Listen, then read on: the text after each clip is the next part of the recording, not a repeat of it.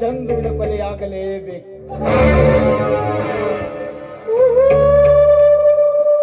ಅಂದಾಗುತ್ತಿರುತ್ತದೆ ನನ್ನ ಕಾಮೋದ್ರೇಕದ ಬಯಕೆ.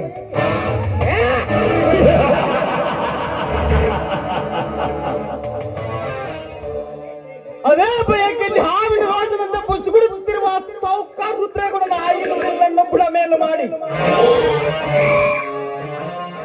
ಅವನೆಲ್ಲ ಸಿರಿ ಸಂಪತ್ತನ್ನು ಎತ್ತಿ ಹಾಕಿ ಲಕ್ಷ್ಮೀ ಪುತ್ರ ನಾನೆನಿಸಿಕೊಳ್ಳದಿದ್ದರೆ